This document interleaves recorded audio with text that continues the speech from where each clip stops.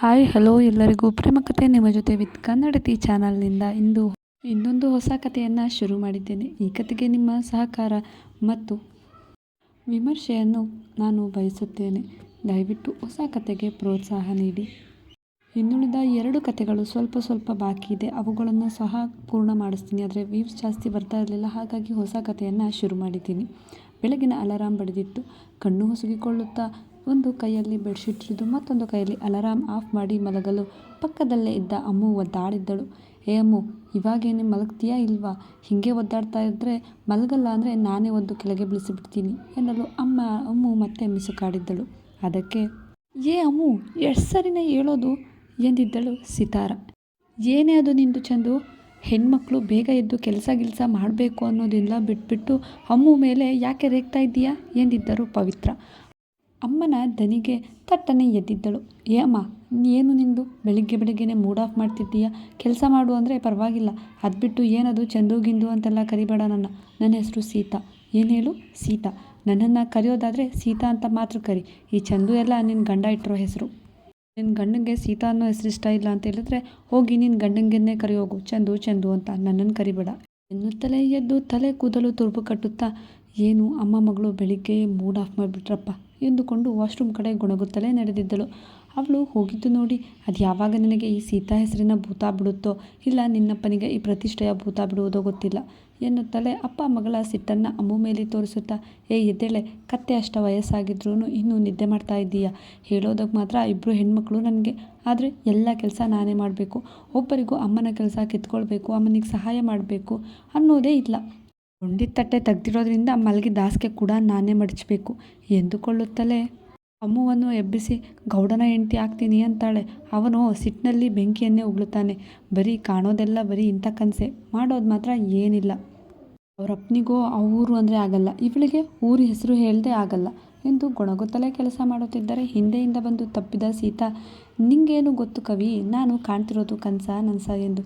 ರವಿ ಕಾಣದ್ದನ್ನು ಆ ಕವಿ ಕಣ್ಣಂತೆ, ಈ ಕವಿ ಕಾಣದ್ದನ್ನು ಈ ಸೀತಾ ಕಂಡಿದ್ದಾಳೆ. ನೀನು ನನ್ನ ಪೈಲ್ವಾನ್ ಬೆಂಕಿ ಉಗುಳೋದನ್ನ ಮಾತ್ರ ಕಂಡಿದ್ದೀಯ, ಆದರೆ ಪ್ರೀತಿ ಚೆಲ್ಲೋದು ನೀನು ನೋಡೇ ಇಲ್ವಲ್ಲ. ನಿಂಗೆ ಗೊತ್ತಾಗಬೇಕು. ಅಪ್ಪ ಶ್ರೀರಾಮ್ಪುರಕ್ಕೆ ಹೋಗಿ 4 ವರ್ಷ ಆಗಿರ್ಬೋದು, ಆದರೆ ನಾನು ಮಾತ್ರ ಪ್ರತಿದಿನ ಹೋಗಿ ಬರ್ತೀನಿ ಕವಿ ನನ್ನ ಕನಸಿನಲ್ಲಿ. ಛೀ, ಇದೇನೇ ಇದು? ಬಿಡು, ನನ್ನ ತಪ್ಕೊಂಡು ಕನಸು ಕಾಣೋದೆಲ್ಲ ಬಿಟ್ಬಿಟ್ಟು ಹೋಗಿ ರೆಡಿ ಹೋಗುವಂತೆ ಶ್ರೀರಾಮ್ಪುರಕ್ಕೆ ನಿಮ್ಮಪ್ಪ ಕಳಿಸ್ಕೊಡ್ತಾರೆ ಎಂದರೆ ನನ್ನ ಕನಸು ನನಸಾಗುತ್ತೆ ಬಿಡು ಕವಿ ಎಂದು ಕನ್ನಡಿ ಮುಂದೆ ಹೋಗಲು ಅಮ್ಮು ಸ್ನಾನಕ್ಕೆ ಹೋಗಿದ್ದಳು. ನೋಡ್ತೀನಿ ಕಣೆ, ನಾನು ನಿನ್ನ ಕನಸು ಗೆಲ್ಲೋದಾ, ನಿನ್ನಪ್ಪನ ಹಠಾನ ಏನಾದರೂ ಗೆಲ್ಲೋದು ಅಂತ ತುಂಬ ಉದಾಸವಾಗಿ ಹೇಳಿದ್ದರು. ಸೀತೆ ಪ್ರೀತಿನೇ, ಡೋಂಟ್ ವರಿ ಎಂದಳು. ಅವಳ ತಲೆಗೆ ಮುಟಕೆ, ಅದೇನಪ್ಪ ಅಪ್ಪ ಮಗಳು, ಅಪ್ಪ ಬೇಡ ಅಂದರು, ನೀನು ಅವ್ರಿಗೆ ಸೀತಾ ಅಂದ್ರೆ ಆಗಲ್ಲ, ನಿನಗೆ ಚಂದು ಅಂದ್ರೆ ಆಗಲ್ಲ. ಇವಾಗ ಅವರು ಅಪ್ಪ ಚಂದು ಅಂತ ಇಟ್ಟಿದ್ದಾರಲ್ವ, ಮತ್ತ್ಯಾಕೆ ನೀನು ಸೀತಾ ಅಂತೀಯಾ ಎಂದಿದ್ದರು. ನೋಡು ಕವಿ, ಸೀತಾ ಹೆಸರು ಕೇವಲ ಹೆಸರಲ್ಲ, ಇದರಲ್ಲಿ ನನ್ನ ಭಾವನೆ ಇದೆ, ನನ್ನ ಭಾವನ ಪ್ರೀತಿ ಇದೆ ಕವಿ. ಅದು ನಾನು ಹುಟ್ಟಿದಾಗ ಬಂದಿರೋದು, ನಾನು ಸತ್ತಾಗಲೇ ಹೋಗೋದು ಕವಿ ಎಂದಳು. ಅಮ್ಮನ ಬಳಿ ಮಾತಾಡೋಕ್ಕೆ ಒಂದಿಷ್ಟು ಅಂಜಿಕೆ ಇಲ್ಲ. ಎದ್ದೋಗು ಫಸ್ಟು. ಈ ಮಧ್ಯಾಹ್ನ 9ಕ್ಕೆ ಎದ್ದೇಳೋದನ್ನು ಬಿಡು, ಆಮೇಲೆ ಹೆಸರು ಇಟ್ಟಿರೋನ ಬಗ್ಗೆ ಮಾತನಾಡಿವಿ. ಅವನ ಮನೆಯಲ್ಲಿ ಎಷ್ಟು ಜನ ಇದ್ದಾರೆ ಅನ್ನೋದಾದರೂ ಗೊತ್ತು ಅಲ್ವಾ? ಮದುವೆನ ಅವನ ಜೊತೆಗಾದರೂ ಬದುಕಬೇಕಾಗಿರೋದು ಮನೆಯವ್ರ ಜೊತೆ, ಅದೆಲ್ಲ ಚಿಂತೆ ಇಲ್ಲ. ಅದಕ್ಕೂ ದೊಡ್ಡದಾಗಿ ಅವನನ್ನು ಕಂಡ್ರೆ ನಿಮ್ಮಪ್ಪ ಕೆಂಡವಾಗ್ತಾರಲ್ಲ ಅನ್ನೋದ್ರ ಚಿಂತೆ ಆದರೂ ಇದೆಯಾ ನಿನಗೆ ಎನ್ನಲು, ಸವಿ, ನೀನು ಇದನ್ನೆಲ್ಲ ಬಗ್ಗೆ ಚಿಂತೆ ಮಾಡಬೇಡ, ಎಲ್ಲ ನನ್ನ ರಾಮ ಮಾಡ್ತಾನೆ ಎನ್ನುವಾಗ ವಾಶ್ರೂಮ್ನಿಂದ ಅಮ್ಮು ಕೂಡ ಬಂದಿದ್ದಳು. ಅಷ್ಟರಲ್ಲಿ ಆಚೆಯಿಂದ ಯಾರದೋ ರಾಮ ಅಂದಿದ್ದು ಎನ್ನುವ ಶಬ್ದ ಕೇಳಿತ್ತು. ಸೀತಾ ಅಪ್ಪ ನಂಜುಂಡರಾದನಿ. ಮಗಳ ಕೋತಿ ಬುದ್ಧಿ ಗೊತ್ತಿದ್ದ ಕವಿತಾ ಅವರು ಮತ್ತೇನಾದರೂ ಮಾತಾಡ್ತಾಳೆ ಅಂತ ಹೇಳಿ, ಅದು ರೀ, ಅಮ್ಮು ರಾಮ ಮಂದಿರಕ್ಕೆ ಹೋಗ್ತಾಳಂತೆ ಎಂದರೆ ನಂಜುಂಡ, ಹೋಗೋಳಂತೆ, ಫಸ್ಟು ಸ್ನಾನ ಮಾಡಿ ತಿಂಡಿ ಮಾಡಿ ರೆಡಿಯಾಗಕ್ಕೆ ಕೇಳು ಎಂದು ಹೋಗಿದ್ದರು. ಅವರು ಆಚೆ ಹೋಗಿದ್ದೇ ತಡ. ಕವಿತಾ ತಮ್ಮ ಎದೆ ಮೇಲೆ ಕೈ ಇಟ್ಟು ಸೀತಾಗೆ ಪೊರಕೆ ತೋರಿಸಿ, ನೀನು ಒಂದಲ್ಲ ಒಂದಿನ ಇದೇ ಕೋತಿ ಬುದ್ಧಿ ಆಡಿಕೊಂಡು ನಿನ್ನಪ್ಪನ ಮುಂದೆ ಈ ಮನೆಯೊಳಗೆ ನನ್ನನ್ನು ಸಿಗಿಸ್ತೀಯ ನೋಡು. ಏನೋ ನನ್ನ ಬಾಲ್ಯದ ಗೆಳತಿಯ ಮಗ, ನೋಡೋಕ್ಕೂ ಚೆನ್ನಾಗಿದ್ದಾನೆ, ನನ್ನ ಮಗಳನ್ನು ತುಂಬ ಪ್ರೀತಿ ಮಾಡ್ತಾನೆ ಅಂತ ನಾನು ನಿಮ್ಮಿಬ್ಬರಿಗೂ ಸಪೋರ್ಟ್ ಮಾಡಿಕೊಂಡು ನಿಮ್ಮಿಬ್ಬರು ಪ್ರೀತಿನ ಒಪ್ಪಿದರೆ ನೀವಿಬ್ಬರು ನನ್ನನ್ನು ಸಿಲುಕಿಸ್ತೀರಾ ಎನ್ನುತ್ತಿದ್ದರೆ, ಕವಿ ನೀನು ಪೆದ್ದಿ ಕಣೆ, ನೀನು ಯಾಕೆ ಈ ನಂಜುಂಡನಿಗೆ ಹೆದರ್ತೀಯಾ ಹೇಳು? ಬೇಕಿದ್ರೆ ಕೇಳು, ನಾನು ನಂಜುಂಡನ ಎದುರಿಸ್ಲಾ? ಒಂದೇ ಒಂದು ಸರಿ ಅವ್ರ ಮುಂದೆ ಹೋಗ್ಬಿಟ್ಟು ಶ್ರೀರಾಮ ಎಂದು ಹೆಸರು ಹೇಳಿದರೆ ಸಾಕು, ಬಾಲ ಸುಟ್ಟ ಬೆಕ್ಕಂತೆ ಆ ಕಡೆಯಿಂದ ಈ ಕಡೆ ಓಡಾಡ್ತಾರೆ. ಅಲ್ವಾ?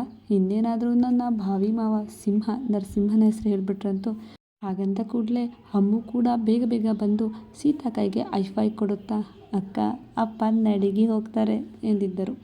ಇವಾಗೇನು ಹೋಗ್ತೀರಾ ಇಲ್ಲ ನಿಮ್ಮಪ್ಪನ ಕರೀಲಾ ಎಂದರೆ, ಪವಿ ಹೋಗಲಿ ಬಿಡು, ನೀನು ಇಷ್ಟೆಲ್ಲ ಯೋಚನೆ ಮಾಡಿಕೊಂಡು ಎಂದು ಕೈಗೆ ಒಂದು ಪುಟ್ಟ ಉಂಗುರ ನೇತು ಬೀಳುವ ಬ್ರಾಸ್ಲೆಟ್ ತರಿಸಿ ತಿಂಡಿ ತಿಂದು ಕಾಲೇಜ್ ವ್ಯಾನ್ ಹತ್ತಿದ್ದಳು.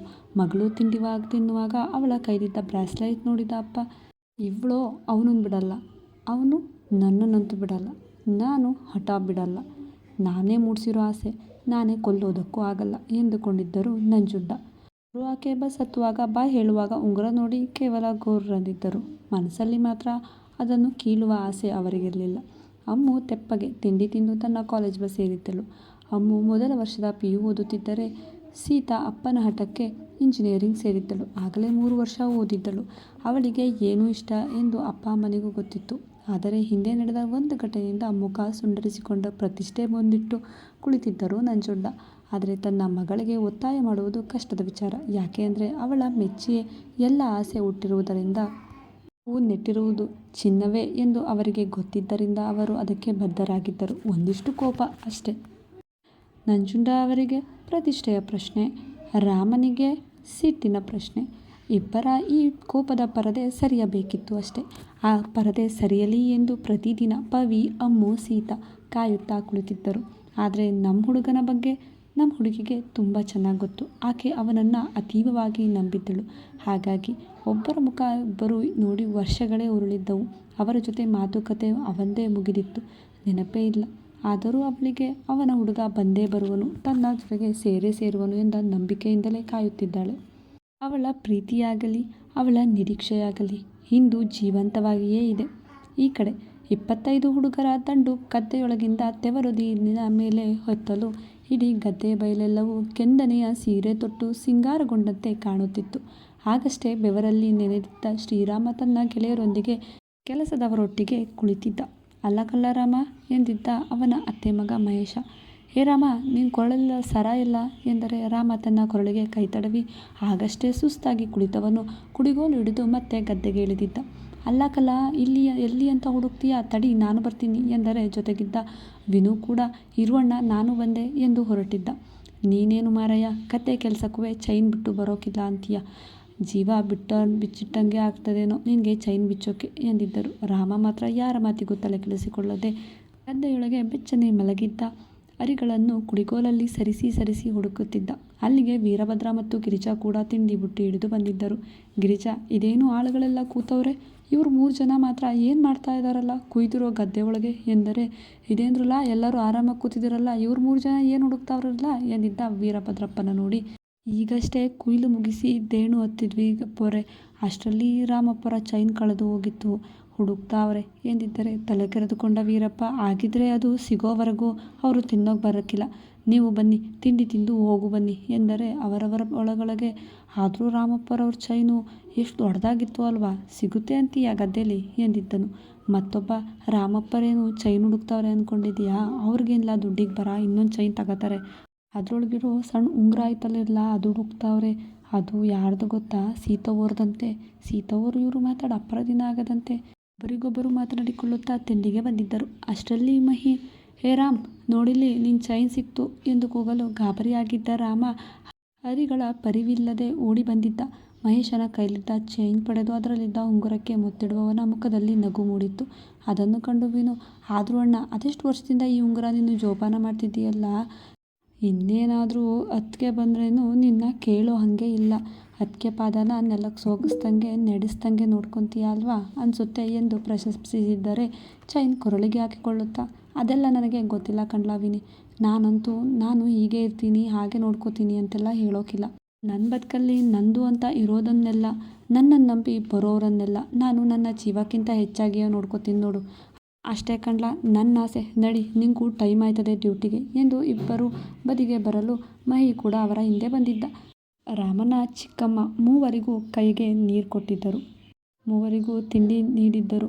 3 ಜನ ಆಳುಗಳೊಟ್ಟಿಗೆ ಕೂತು ತಿಂಡಿ ತಿನ್ನಲು, ರಾಮ ನಿನ್ನ ಜೊತೆ ಏನೋ ಅಣ್ಣ ಮಾತಾಡ್ತೀನಿ ಅಂದರು ಕಣ್ಲಾ, ಸಿಟಿಗೆ ಹೋಗ್ಬೇಕಂತೆ ಏನು ಸಿಟಿಲೆಲ್ಲರಿಗೂ ಜಾತ್ರೆ ಕಾರ್ಡ್ ಕೊಡಬೇಕಂತೆ ಕಂದ್ಲ ಎಂದರೆ ನಾನು ಯಾಕಂತೆ ಅವರನ್ನೇ ಹೋಗೋಕ್ಕೆ ಹೇಳೋದಲ್ವಾ ಎಂದಿದ್ದ. ಗೊತ್ತಿಲ್ಲ, ನಿನ್ನ ಬೇಗ ಬರೋಕೆ ಹೇಳಿದ್ರು ಅಂದಿದ್ದರು ವೀರಪ್ಪ ಅವರು.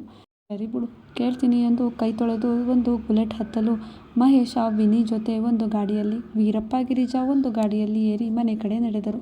ಇದು ಬಂದ ಮಗನಿಗೆ ಒಂದು ತಂಬಿಗೆ ನೀರು ನೀಡಿದ್ದ ಸರೋಜರವರು ಮಧ್ಯ ಹಜಾರದಲ್ಲಿ ಕಾಲ ಮೇಲೆ ಕಾಲು ಹಾಕಿ ಕುಳಿತಿದ್ದ ಯಜಮಾನರನ್ನು ಸನ್ನೆ ಮಾಡಿ ತೋರಿಸಿದ್ದರು.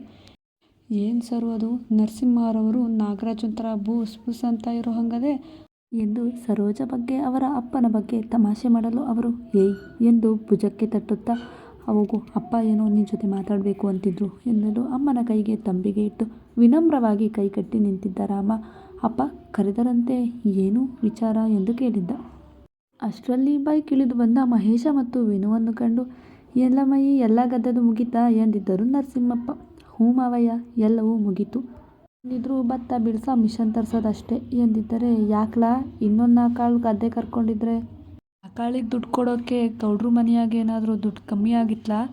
ನಿನ್ನೂ ವಿನೂನು ಕರ್ಕೊಂಡೋಗಿದ್ದಾರೆ ಸಾವುಕಾರರು. ಸಾವುಕಾರ ಗದ್ದೆಗಿಳಿಲಿಲ್ಲ ಅಂದರೆ ಬಿಡಪ್ಪ, ಗದ್ದೆಲಿ ಬೆಳೆಯೇ ಕಚ್ಚಕ್ಕಿಲ್ಲ ಅಂತೆ ಎಂದಿದ್ದರು ವ್ಯಂಗ್ಯವಾಗಿ. ಇಲ್ಲ ದೊಡ್ಡಪ್ಪ, ಅಣ್ಣನನ್ನು ಕರೀಲಿಲ್ಲ, ನಾನೇ ಬೇಗ ಎಚ್ಚರವಾಗಿತ್ತಲ್ಲ ಹಾಗಾಗಿ ಹೋಗಿದ್ದೆ ಎಂದಿದ್ದ ವಿನು.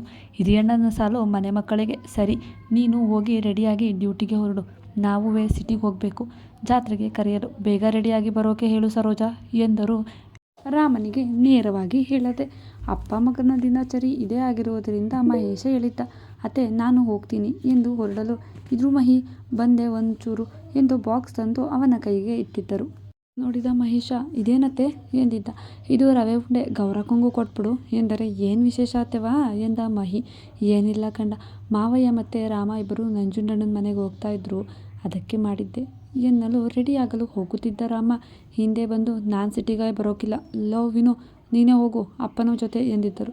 ವಿನು, ಇಲ್ಲ ಅಣ್ಣ, ನನ್ನ ರಜಾ ಜಾಸ್ತಿ ಇಲ್ಲ, ಜಾತ್ರೆಗೂ ರಜೆ ಹಾಕೊಳ್ಳೋದೈತೆ, ನನಗೆ ಲೇಟ್ ಆಯಿತು, ನಾನು ಹೊರಡ್ತೀನಿ ಕಣಣ್ಣ ಎಂದು ದೊಡ್ಡಪ್ಪನಿಗೆ ದೊಡ್ಡಮ್ಮನಿಗೆ ಅಪ್ಪ ಅಮ್ಮನಿಗೂ ಬಾಯ್ ಹೇಳಿ ಹೋಗಿದ್ದ. ಗಿರಿಜಾ ಅವರು ಮತ್ತು ವೀರು ಕೂಡ ಅಷ್ಟರಲ್ಲಿ ಬಂದಿದ್ದವರು ಮಾತಿಗೆ ಸೇರಿದ್ದರು. ನರಸಿಂಹರವರು ಗುರ್ ಎನ್ನುತ್ತಾ, ಯಾಕೆ ಬರೋದಿಲ್ವಂತೆ ಸಾಹೇಬ್ರು ಎಂದಿದ್ದನು. ನಾನು ಸಿಟಿಗೆ ಬರ್ತೀನಿ, ಆದರೆ ಆ ಪಾರಂ ಕೋಳಿ ಮನೆಗೆ ಬರೋಕ್ಕಿಲ್ಲ ಎಂದರೆ, ಎಂಥ ಭಾಷೆಲ್ಲ ಆಡುವುದು, ಅದ್ಯಾವ ಭಾಷೆ ಮಾತಾಡ್ತಾ ಇದೀಯಾ, ನಿನ್ನ ಮಗನ್ನ ಸ್ಕೂಲಿಗೆ ಪಾಠ ಮಾಡೋಕ್ಕೆ ಬೇರೆ ಹೋಗ್ತವನೆ, ಕೇಳು ಅಲ್ಲೂ ಆ ಮಕ್ಕಳಿಗೆಲ್ಲ ಇದೇ ಭಾಷೆ ಹೇಳ್ಕೊಟ್ಟು ಬರ್ತಾನ ಹೆಂಗೆ ಅಂತ ಎಂದು ಮತ್ತೆ ಸರೋಜರನ್ನೇ ಕೇಳಿದಾಗ ಗಿರಿಜಾ ತನ್ನ ಅಕ್ಕನ ಕಿವಿಯಲ್ಲಿ, ಅಲ್ಲ ಅಕ್ಕ, ಇಡೀ ಊರಿಗೂರೇ ರಾಮನಂಥ ಮಗ ಇದ್ರೆ ಇರಬೇಕು ಅಂತಾರೆ, ಹುಡುಗರೆಲ್ಲ ಅಣ್ಣ ಅಂತ ಹಿಂದೆ ತಿರುಗ್ತಾರೆ, ಓದೋದಕ್ಕೂ ಸೈ, ಹೊಡಿಯೋದಕ್ಕೂ ಸೈ, ಮೈ ಬಗ್ಸಿ ದುಡಿಯೋದಕ್ಕೂ ಸೈ ನಮ್ಮ ಪೈಲ್ವಾನ. ಆದರೆ ಈಗ ಅಪ್ಪನ ಮುಂದೆ ಪಿ ಟಿ ಮಾಸ್ಟ್ರು ಮುಂದೆ ನಿಂತಿರೋ ಮಗಿನಂಗೆ ನಿಂತವನೇ ರಾಮ ಎಂದರು. ಇವರಿಬ್ಬರ ಮಧ್ಯೆ ನಾನು ಉಪ್ಪಿನಕಾಯಿ ಆಗಿಬಿಟ್ಟಿದ್ದೀನಿ ಗಿರಿಜಾ, ಯಾವಾಗ ಮುಗಿಯೋದೋ ಕಾಣೆ ಇವರಿಬ್ಬರ ನಡುವಿನ ಈ ಮುನ್ಸು ಕಾಣೆ ಎಂದಿದ್ದರು. ಸುಮ್ಮನೆ ಬೇಗ ಬರೋದಕ್ಕೆ ಹೇಳು ನಿನ್ನ ಮಗನಿಗೆ, ದೊಡ್ಡವರು ಮಾತನಾಡುವಾಗ ಮಧ್ಯ ಬಂದು ಕೊಳಪಟ್ಟಿ ಹಿಡ್ಕೊಳ್ಳೋ ಅಂಥದ್ದೇನಿತ್ತು ಇವನಿಗೆ, ಏನೂ ಅನ್ನಿಸ್ಲಿಲ್ಲ ಆವಾಗ, ಇವಾಗ ನೋಡು ಬರೋಕ್ಕಿಲ್ಲ, ಮುಂದೆ ಮಾವ ಆಗೋನವನೇ, ಅವನನ್ನೇ ಪಾರಂ ಕೋಳಿ ಅನ್ನೋದನ್ನು ನೋಡು ಎಂದರು. ರಾಮು ಅಮ್ಮನ ಹಿಂದೆ ನಿಂತವನು, ಹಳ್ಳಿಯಲ್ಲಿ ಬೆಳೆದ ಹಳ್ಳಿನೇ ಆಳ್ಕೊಳ್ಳೋರ್ಗೆ ಪಾರಂ ಕೋಳಿ ಅಂತಲೂ ಅಂತೀನಿ, ಬಿಟ್ಟರೆ ಫಾರಿನ್ ಕೋಳಿ ಅಂತಲೂ ಅಂತೀನಿ ಅಂದಿದ್ದ. ಅಮ್ಮ ಮೊಳಕೈಯಲ್ಲಿ ತಿವಿದಾಗ ಸುಮ್ಮನೆ ನಿಂತಿದ್ದ. ಅವನ ಮಾತು ಕೇಳಿಸಿಕೊಂಡ ನರಸಿಂಹಯ್ಯರವರು, ವೀರು ನೀನಾದರೂ ಒಂಚೂರು ಬುದ್ಧಿ ಹೇಳು ಇವನಿಗೆ, MSc ಮಾಡಿಕೊಂಡು ಕಾಲೇಜ್ ಪಾಠ ಮಾಡೋಕೆ ಬೇರೆ ಹೋಗ್ತವನೆ, ಇನ್ನೂ ಚಿಕ್ಕ ಹುಡುಗನಂಗೆ ಆಡ್ತಾನೆ ಎಂದರೆ ವೀರು, ರಾಮ್ ಹೋಗಿ ಬಾ, ಅಣ್ಣ ಹೇಳ್ತಿದ್ದಾರೆ, ಹೋಗೋಕೋ ಜಾತ್ರೆ ಕರೆದು ಬರೋದಕ್ಕೆ ಏನು 4 ವರ್ಷ ಆದಮೇಲೆ ಮತ್ತೆ ಜಾತ್ರೆ ಆಗ್ತಾ ಐತೆ, ನಂಜುಂಡ ಕೂಡ ಊರಿಗೆ ಬಂದು ವರ್ಷಗಳೇ ಆಗಿವೆ, ನೀನು ಹೋಗಿ ಕರೆದು ಬಂದರೆ ಆಯ್ತಲ್ವಾ ಎಂದಿದ್ದರು. ರಾಮ ಮಾತ್ರ, ನನ್ನಪ್ಪನಿಗೆ ಬೆಲೆ ಕೊಡೋದವ್ರ ಮನೆಗೆ ನಾನ್ಯಾಕೆ ಹೋಗಲಿ, ಅವತ್ತು ನಮ್ಮನೆ ಬಾಗ್ಲಲ್ಲಿ ಬಂದು ಹೆಂಗೆಲ್ಲ ಮಾತಾಡ್ದ, ನೀನು ಕೇಳ್ಕೊಂಡಿಲ್ವಾ ಚಿಕ್ಕಪ್ಪ. ರಾಮು ಮಾತಿಗೆ ವೀರಭದ್ರನಿಗೆ ಪ್ರತ್ಯುತ್ತರ ಕೊಡದಿದ್ದಾಗ ಗೌಡ್ರೆ ಹೇಳಿದ್ದರು, ಅವನುವೇ ನಾನುವೇ ನೀನುವೇ ದೋಸ್ತಿದ್ವೋ ಕನ್ಲ, ನಾವು 3 ಆಳು ಹೆಂಗೆ ಮಾತಾಡ್ತಿದ್ರು ನಡೀತಾ ಇತ್ತು, ಅದ್ರ ಮಧ್ಯೆ ಇವನ್ಯಾಕೆ ಬಂದ ಪುಡ್ಗೋಸಿ ಥರ, ಇವಾಗ ಹೋಗಿ ರೆಡಿಯಾಗಿ ಬರೋಕ್ಕೆ ಕೇಳು ಎಂದಾಗ, ಇಲ್ಲ ಚಿಕ್ಕಪ್ಪ, ನಾನು ಅವ್ರ ಮನೆ ಬಾಗಿಲಿಗೆ ಹೋಗೋಕ್ಕಿಲ್ಲ ಎಂದಿದ್ದ ಖಡಾಖಂಡಿತವಾಗಿ. ಸರಿ ಹಾಗಿದ್ರೆ ನಾನು ಒಂದು ಹುಡುಗಿ ನೋಡ್ಕೊಂಡು ಬರ್ತೀನಂತೆ, ಆ ಹುಡುಗಿನ ಮದುವೆ ಆಗ್ತಾನ ಕೇಳು ಎಂದರೆ ರಾಮ, ನಾನು ಯಾರನ್ನೂ ಮದುವೆ ಆಗೋಕ್ಕಿಲ್ಲ ಚಿಕ್ಕಪ್ಪ ಎಂದಿದ್ದ. ಅದ್ಯಾಕೆ ಸರೋಜಾ, ಯಾರನ್ನೂ ಮದುವೆನೇ ಆಗೋಕ್ಕಿಲ್ಲ ಅಂತವನೇ ನಿನ್ನ ಮಗ, ಆ ಹೆಣ್ಣು ಆಗೋಕ್ಕಲ್ವ ಕೇಳು, ಆಗೋಕ್ಕಿಲ್ಲ ಅಂದರೆ ಹೇಳು, ಆ ಹೆಣ್ಣಿಗೂ ಬೇರೆ ಗಂಡನ ನೋಡ್ತೀನಿ, ಕೊಳ್ಳಲ್ಲಿರೋ ಉಂಗುರ ಕೊಡೋಕೆ ಹೇಳು ಎಂದಿದ್ದರು. ರಾಮ ಮೆಲುವಾಗಿ, ನಾನು ಯಾವ ಮದುವೆನೂ ಆಗೋಕ್ಕಿಲ್ಲ, ಈ ಉಂಗುರನೂ ಬಿಚ್ಚೋಕ್ಕಿಲ್ಲ, ಆಮೇಲೆ ಆ ಮಗನ ಮನೆಗಂತೂ ನಾನು ಬರೋಕ್ಕಿಲ್ಲ ಎಂದಿದ್ದ ಸಿಟ್ಟಾಗಿ. ಮಗನ ಬಗ್ಗೆ ಗೊತ್ತಿದ್ದ ಅಪ್ಪ ಇವಾಗೇನು ಬತ್ತನ ಇಲ್ವಂತ ಹಿಂಗೆ ಆಡ್ತಾ ಇರ್ತಾನಂತ ಕೇಳು.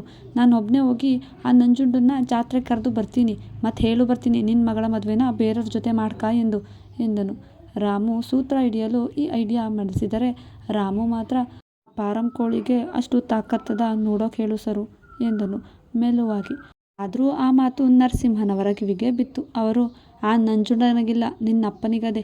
ಬೇಗ ಬಂದು ಗಾಡಿ ತೆಗೆಯಕ್ಕೆ ಕೇಳು, ನಾನು ಆಚೆ ಕಾರ್ ತವಲೆ ಕಾಯ್ತಾ ಇರ್ತೀನಿ ಎಂದ ನರಸಿಂಹರು ಹೊರಟರೆ ಸರೋಜರವರು ಪೂಸಿ ಮಾಡಿ ಮಗನನ್ನು ಕಳಿಸಲು ಯಶಸ್ವಿಯಾದರು. ಕತೆ ಮುಂದುವರಿಯುವುದು. ಕತೆ ಹೇಗಿದೆ ಕಮೆಂಟ್ ಮಾಡಿ ಹೇಳಿ. ಕತೆ ಇಷ್ಟ ಆದರೆ ಒಂದು ಲೈಕ್ ಮಾಡಿ ಮತ್ತು ಚಾನಲನ್ನು ಸಬ್ಸ್ಕ್ರೈಬ್ ಮಾಡ್ಕೊಳ್ಳಿ. ಇಷ್ಟೊತ್ತು ನಿಮ್ಮ ಸಮಯವನ್ನು ನನ್ನ ಕತೆಗಾಗಿ ಮೀಸಲಿಟ್ಟಿದ್ದಕ್ಕಾಗಿ ಧನ್ಯವಾದಗಳು. ಸೀತಾರಾಮ ಕಲ್ಯಾಣಕ್ಕೆ ದಯವಿಟ್ಟು ಸಪೋರ್ಟ್ ಮಾಡಿ. Thank you.